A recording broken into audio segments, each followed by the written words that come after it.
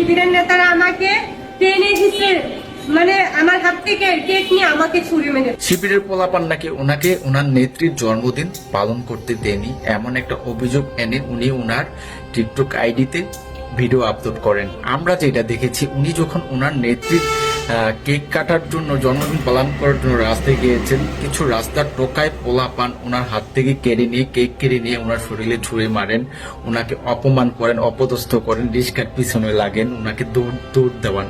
এটাই তো আমরা দেখছি রাস্তার কিছু পোলাপান। তো উনি শিবিরের পোলাপান কই থেকে পাইল রে ভাই?